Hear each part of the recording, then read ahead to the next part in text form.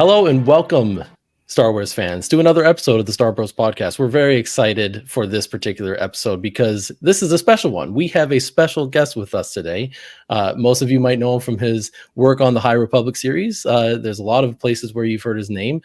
Some of you might still be getting over some of the heartbreak you've experienced because of his writing in the High Republic series. But we are joined today by none other than CAVAN SCOTT, author of many of the pieces in the High Republic, and we'll talk about some of them today, including the comic series that we've been reviewing. So without further ado, CAVAN SCOTT, welcome to the show. How are you doing today? I'm doing great. Thanks for having me. It's good to be here. I know we've been planning this for a while and it hasn't been able to happen, but I'm glad we finally got there. It has been in the plans, and you've been gracious in hearing all our questions and preparing for it. So really appreciate you being on the podcast today. I'm always joined, as always, by my bro host Jan Solo, by the way. And I'm joined by my bro host Ben Skywalker. I should have introduced you too, but I was just too excited to introduce CAVAN SCOTT. But Kevin, before we jump into things, one question: how was your Star Wars day? We just had it a couple of days ago. Did you do anything fun for it? Is there anything that you can highlight? I had a day when I just spent it with the family doing Star Warsy stuff and watching. We watched Solo. Nice. That's what the film that was chosen by the family. I think it's great, to be fair. For it's just a romp. It's just Star Wars. So we just, for the first time in years, I was at home on Star Wars Day, and I actually enjoyed it. I mean, I did also get my big delivery of Lego, so I was glad I was home for that as well. That was my Star Wars Day. That sounds like a great Star Wars day. Yeah. It was good. My son wanted to record a video of us playing lightsabers together. So that was one of the things that we did. He's got a little toy one, and I've got the one somewhere behind me on the shelf that I pulled out. So I won the battle, but I gave him a few good licks. My eldest and I had a lightsaber battle in the back garden. And I fought her with Stellan's saber, and she fought with Luke's. Nice. And she is at drama school, and she's just done fencing in combat, stage combat. So she absolutely thrashed me. Wow. So yes, it was humbling in so many ways. I felt like my Padawan has finally been knighted.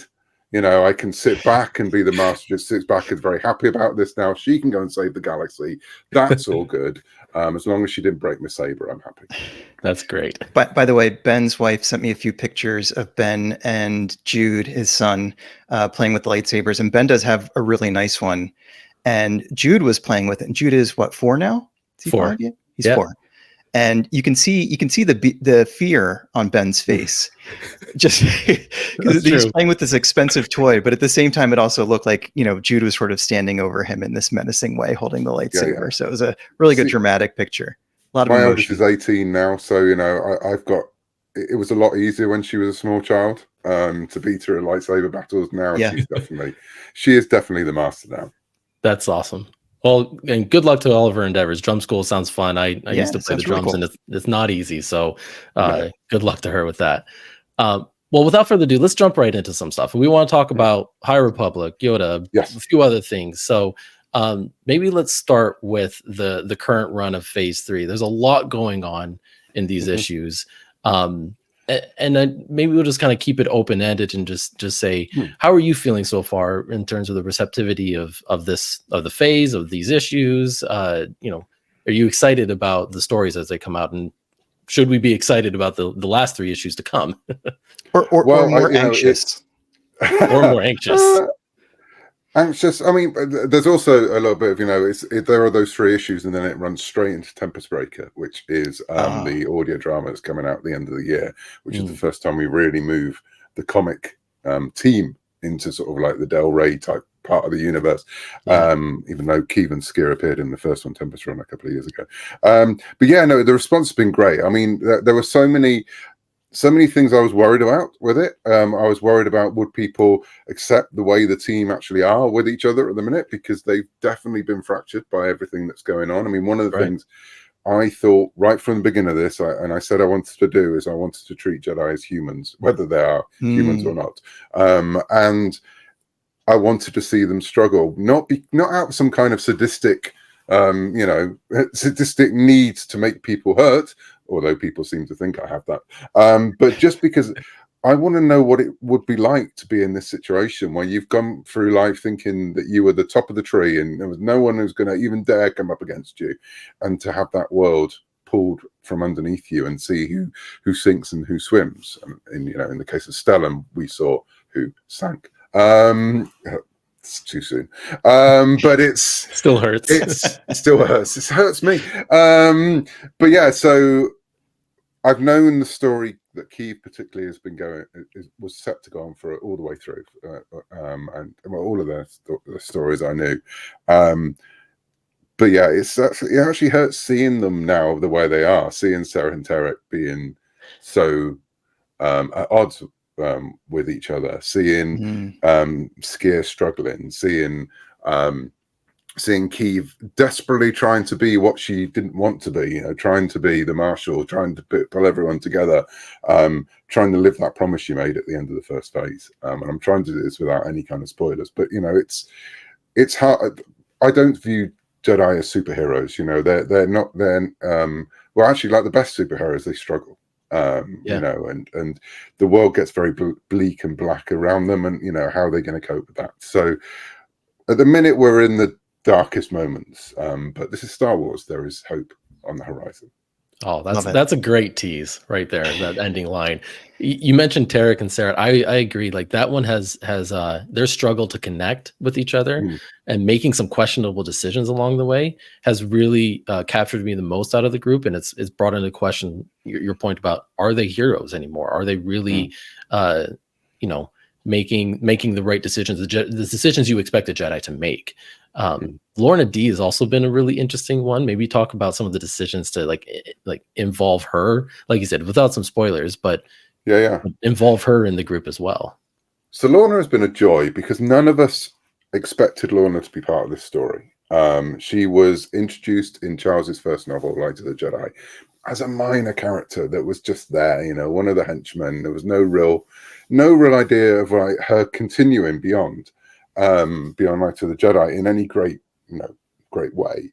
And almost immediately, I was fortunate because I was writing Rising Storm at the time that we launched, and so which was, for people to know, it's the second novel in the initiative on the adult side, which I wrote following after Charles Soule's Light of the Jedi.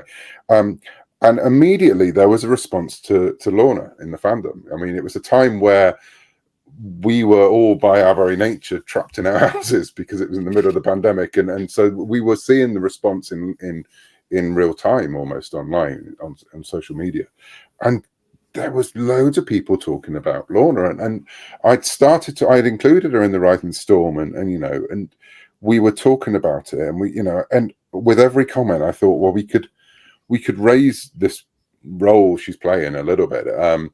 And then Mike Seglain came back with the idea of, if we're going to do an audio drama, because we thought we didn't know what that particular story was going to be at that point. Because as I've said before, we planned this entire thing. We know what the shape of it is. We know where it's going, but we allowed ourselves moments to let it grow naturally. And that growth happened immediately, because as soon as we launched, we had people come in and saying, you know, publishers come in saying, we want comics, we want graphic novels, we want all these things. The Ty Yorick series I do for now Dark Horse, you know, that's part of that. You know, it was a character I created for the Rising Storm, and then IDW was, and it was actually Disney in Italy said, we want to do comics of that character, and so we were like, brilliant, and it's now led to this series that we have at the minute from Dark Horse. But yeah, with Lorna, it was you know, we suddenly thought, well, this is a chance to tell a story about one of the bad guys, and we thought about Markian, but it was like, you know, we don't want to give too much away; it's too soon. But with Lorna, there was, you know, we'd seen the reaction that people had to her.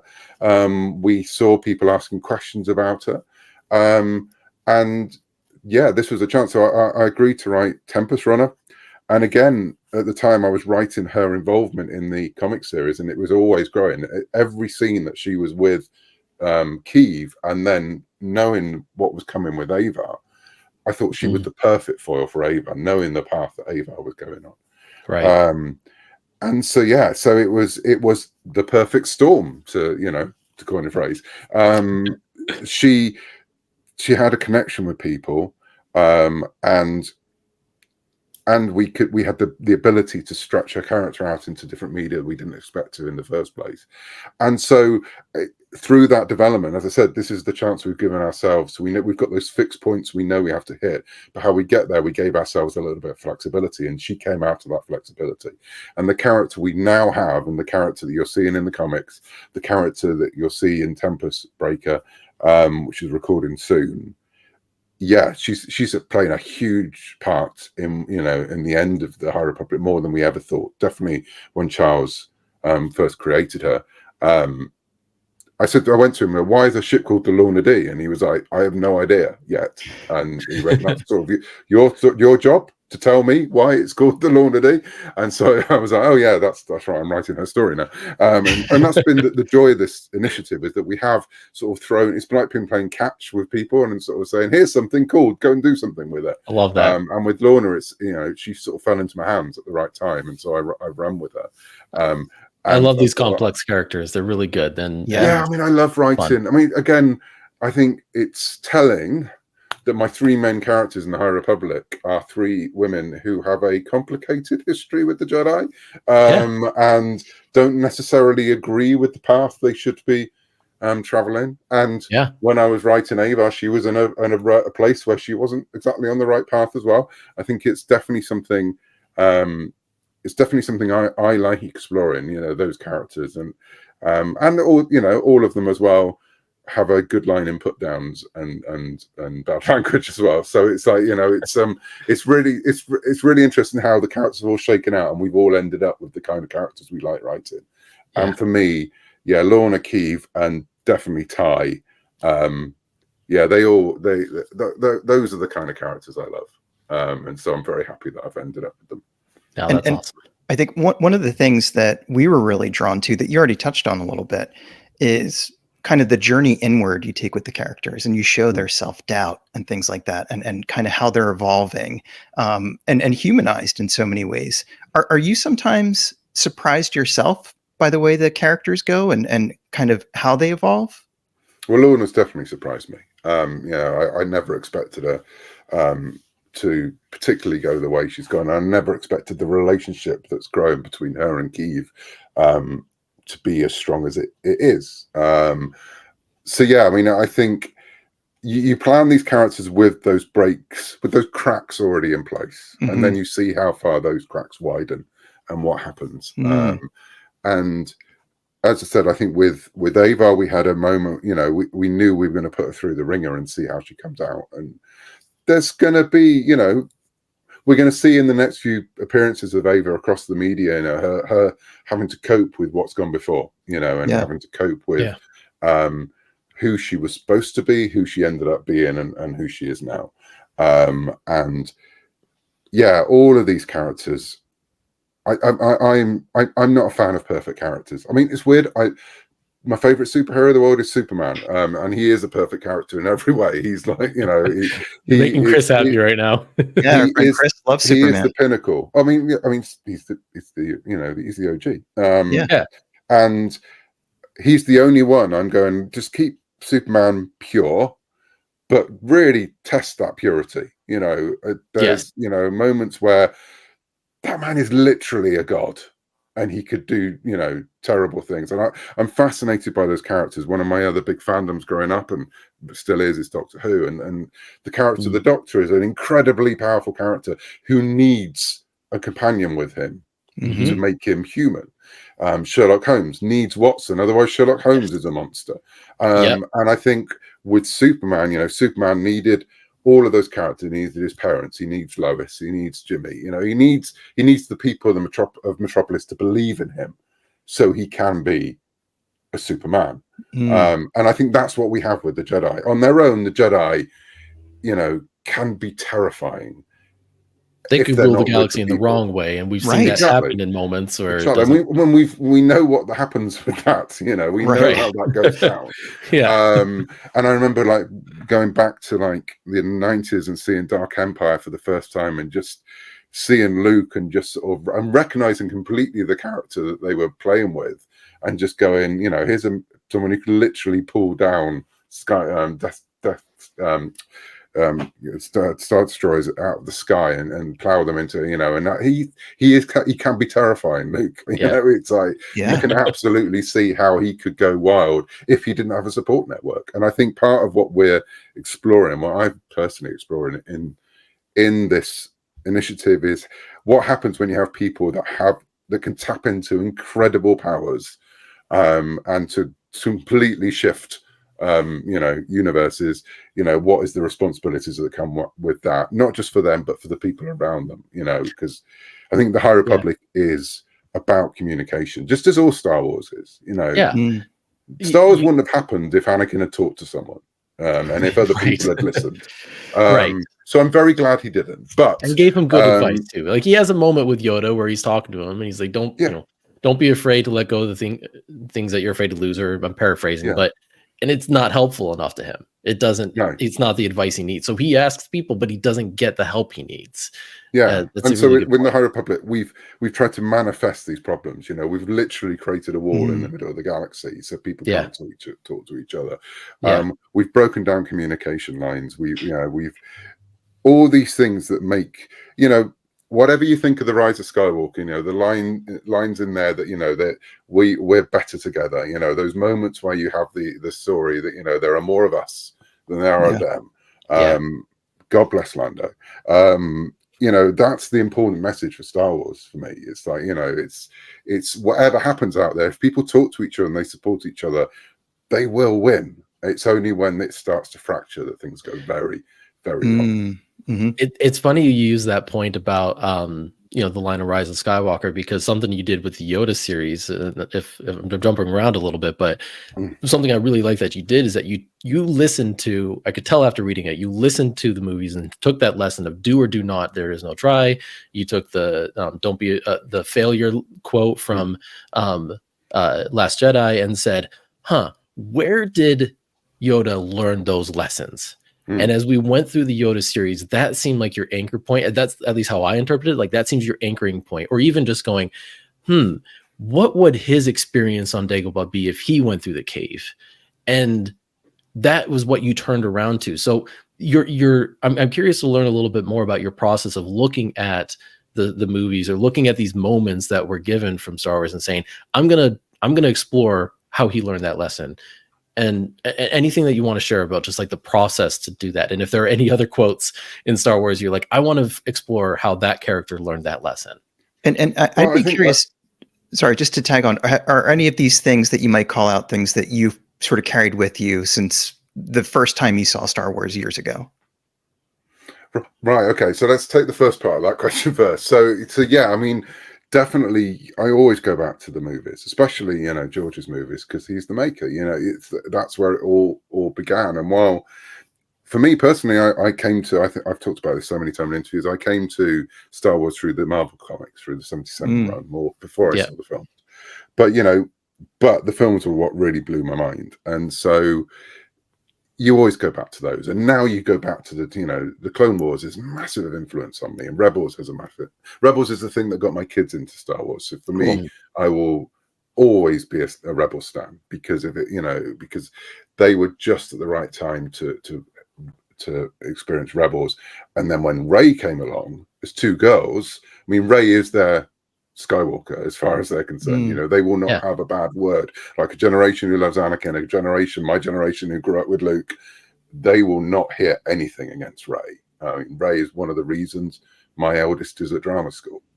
Daisy Ridley, that's cool. So I always go back to those. I always go back to the source. And you are always looking, for, I mean, that's what Star Wars has been so good at from the very beginning, of saying there is more here. There are stories here. We need to, out of any franchise, it's the one who picks up, the guy leaning at the back of the bar and tells an entire trilogy of stories about it. It's like, it's that idea that everyone has a story. And that's what I love about Star Wars. And I think actually that goes to, to your question there about what have I taken from being a kid. So yeah, I loved, as I started to get into the EU as was, finding those stories of the people in the bar. I mean, the collections like the Tales from Jabba's Palace and from the Cantina, or those kind of things.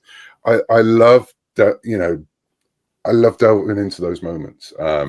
And again, I was a massive novelization fan when I was a kid. I'm not just Star Wars and anything. And to cross the streams, I always think of the Star Trek novels that Vonda McIntyre did of the you know, the original 80s movies, and the depth in those of those characters. You know, there's things that I think I've seen in the movie, but I haven't. You know, in my head, I've seen Savick rip a chair off the floor of the conference room in the Enterprise and throw it across the wall.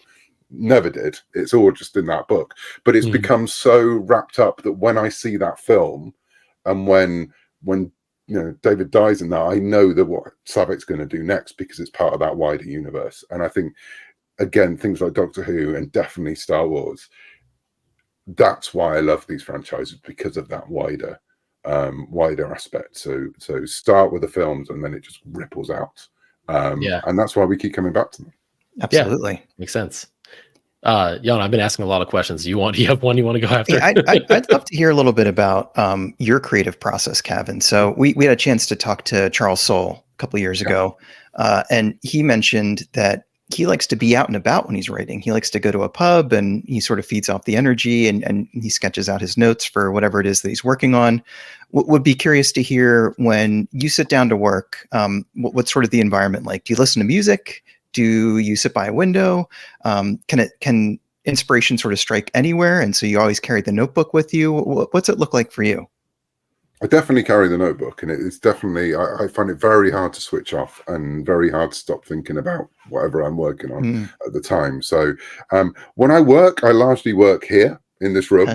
So this is a building I have built in the back garden. This is very much like my den. It's my little, you know, a hidey hole. And I largely work here. It's interesting. I used to always work in complete silence, but I've started to listen to music more when writing now. Only soundtracks. I can't do words, because words will find their way into whatever I'm writing.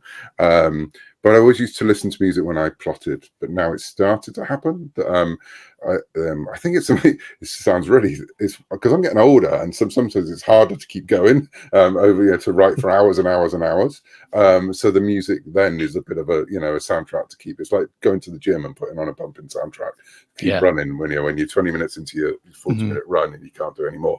That's kind of what I feel now, you know. Whereas when I was a young lad, you know, I used to be able to sit for hours and just sort of churn out words.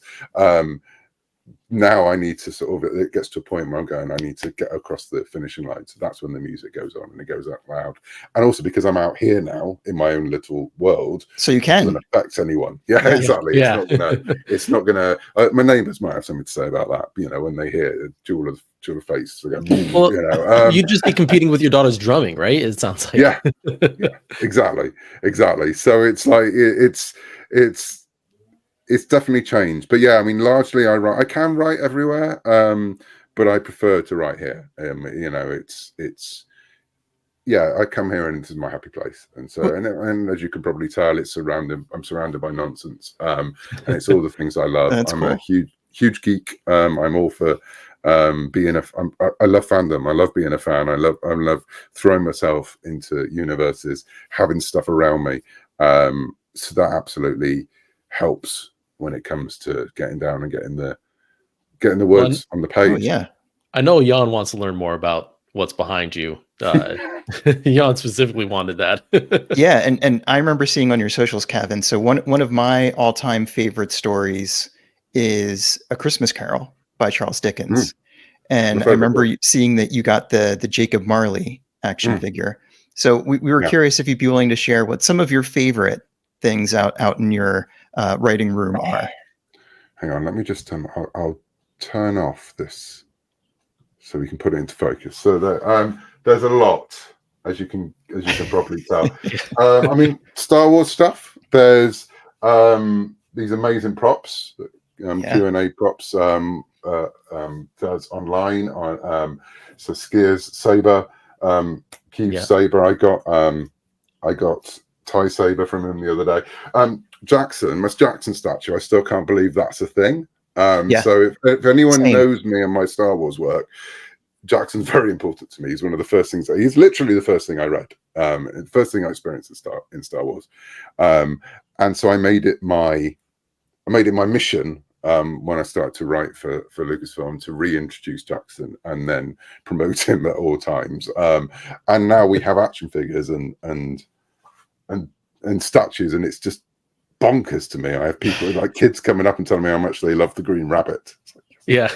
Is that also a Spock next to him? Is that trying to see who? So, is it a yeah, Spock that's bobblehead?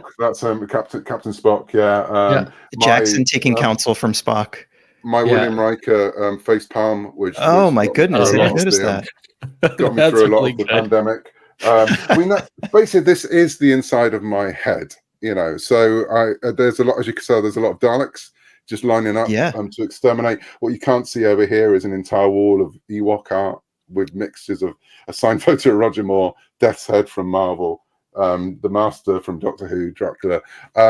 So yeah, it is basically an examination of what it's like in my head. Lots of monsters, lots of Lego, and a mix of fandoms, which is great. Like there's, I mean, I mean, I have my core fandoms, but I also I love geeky stuff.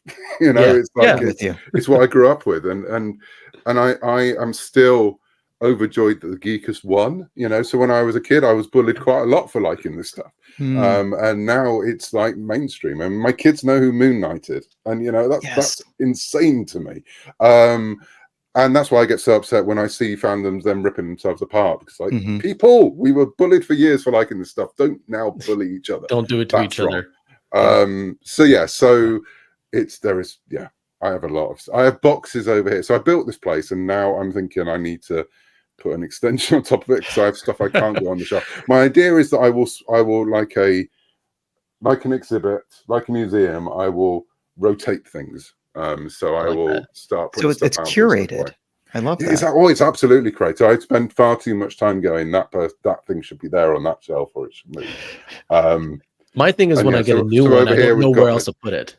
Well, there is getting a bit like that. So over here, we've got a cyber helmet from Doctor Who. We've got the creature from the Black Lagoon, who's obviously one of the greatest monsters of all time. A Lego haunted house, the Invisible Man.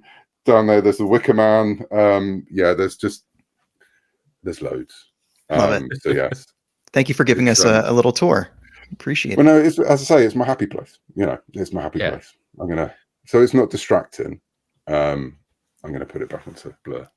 That's a good idea, because we could just keep asking about what's that piece over there, what's that over there. I also like it that I've got this new camera, which means I look straight into like the camera when I'm recording stuff, but it puts the background at like a Batman 66 angle at all times, so it looks like I'd like to think I'm the Riddler here.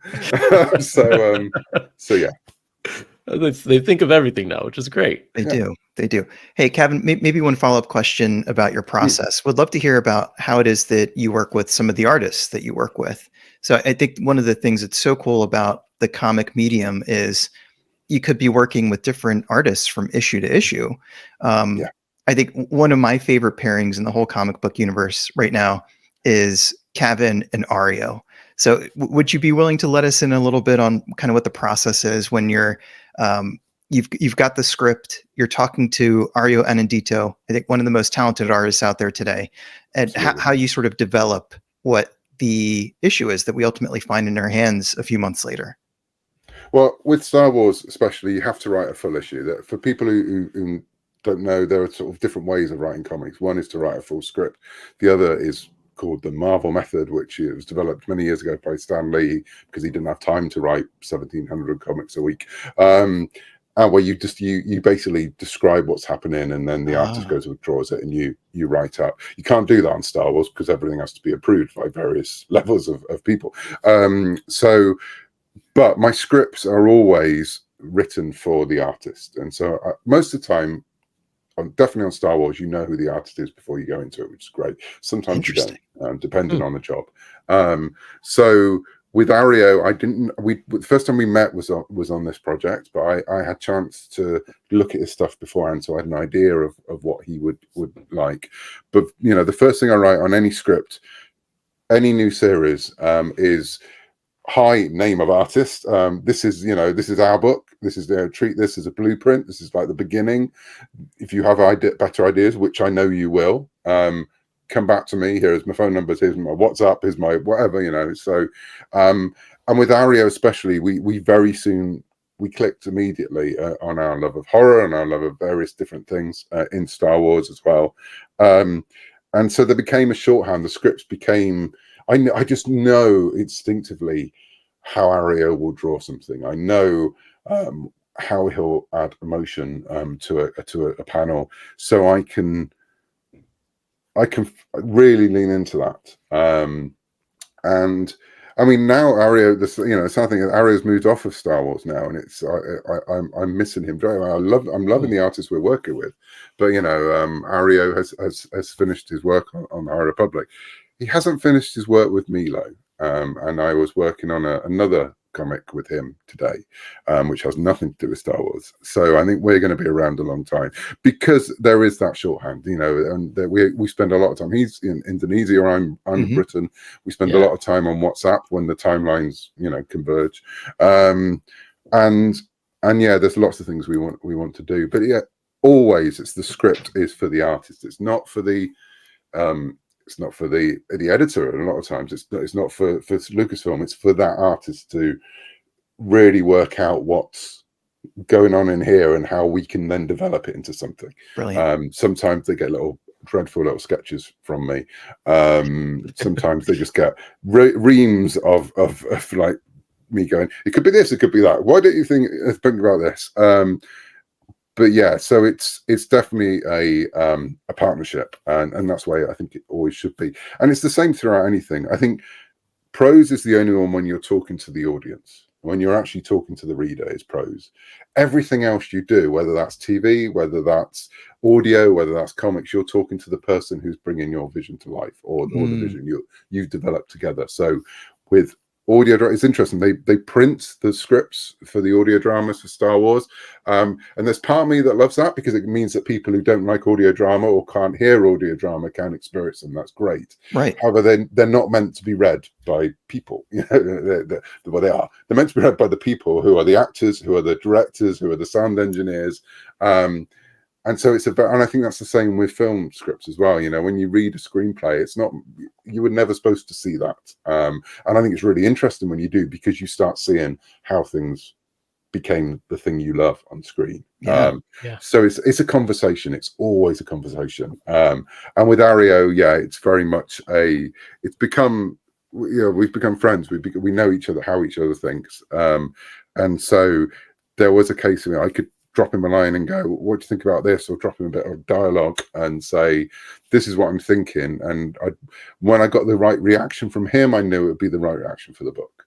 So the issue we did recently when Keeve and Scary united, God, he must have been so fed up with me, because when I was writing that issue, he would get screen grabs of whatever was going on. I was going, is this right? Is this the moment? And largely he was like, yeah, that's it. That's what I imagined. That's what I imagined. And then every now and then he'd say, whoa, and you go, oh yeah, no, that's it. Because it's like the second half of my brain.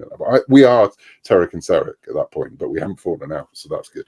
That's good, because I was thinking, this dynamic duo that we formed here is probably one of the best ones in Star Wars, next to Favreloni, as we like to say, the Favreau and Filoni combo. So we need to come up with some kind of way to meld your names together, because it's a riddle that's going to be bothering me until we do. Cavio? There we go. Cavio sounds cool. That sounds like a high-end fashion designer. It does. Let's trademark that. Neither of us are high-end fashion, as you can tell. But yeah, we'll go with it. Well, Jan's the best dressed one on this one for right now. I've just got a Mos Eisley t-shirt on. I took off the tie right before we started. Nice. There you go. The top hat you could have kept on. We're coming up on time here, and I want to be respectful of that. And you teased a little bit that you got some work, it sounds like, with Ario, but this is kind of the moment where we want to give you the opportunity to kind of share some of your other pieces of work that you have at the moment that you want to make sure, either Star Wars or non-Star Wars, that people hear about, so that we can keep spreading the good word of your work. Thank you. Well, I appreciate it. So Star Wars, definitely the High Republic, comic run that we're running at the minute through Marvel. Saber for Hire, which is the latest Tayaric story from Dark Horse, working again with Rachel Stott, who I'm seeing this weekend at convention. I'm very excited. Even though we live like a mile away from each other, we never see each other unless we're in another city at a convention. I think the Saber for Hire is one of the best things. He says very modestly. I've written in the High Republic. It's every issue's coming back at the minute, and I've written. It's that, again. It's that thing of like the team putting it together. It's the thing. I think I'm wowed every time I see a page of it. So I think people will love where we're going with that. And then Tempest Breaker, which is the new audio drama from Del Rey or Random House at the end of the year. Outside of Star Wars, I've got a new Marvel, my first Marvel miniseries. In the Marvel Universe, coming out at the end of the month, called Union Jack for Hire. Union Jack. Saber for Hire and Union Jack crashing together. Union Jack the Ripper, which is drawn by Kev Walker, who Star Wars people will probably know. I think he did Afra for a while.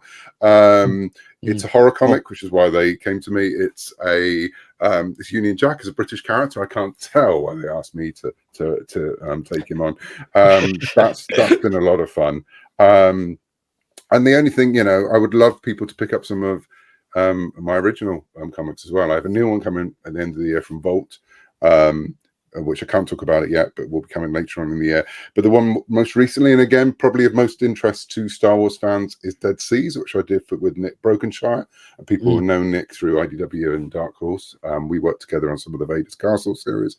And that's... The short pitch for that is the Poseidon Adventure meets Halting for Hill House. So it's a ghost story set on a sinking ship. And I again, Nick's one of those other people like Ario, where as soon as I started working with him, I realized I was always supposed to work with him. And so we have a number of things on the horizon, and Dead Seas was the first one of those. So I'd love people to go and pick that up. That's from IDW at the minute. Excellent. Wonderful. Those are great plugs. Listeners, we encourage you to pick up any of Cavan Scott's work. I've loved everything I've read. There's a lot of great stuff out there. One of the things that we always say, that Chris always says, that I'm a convert to, is you get a lot out of the movies and the stories that are there. George Lucas has set up a great tapestry, but that tapestry is built upon and explored even more in a lot of the comic series. I mentioned there's High Republic, there's Yoda, there's tons of work, not just from you, but from some of your peers, and and Charles Soule. Pick them up. You will not be disappointed by the stories or how they will expand your appreciation for the Star Wars universe. Cavan, we can't thank you enough for the time today, for being with us. There's so many more questions we would love to get to, but we'll have to save that for a future conversation. Maybe next time, yeah. Maybe next time. Yeah. Cavan, thank you so much. We'll look forward to seeing you at a Comic-Con at some point in the not too distant future, we hope. But thank you for the time today. Thank you.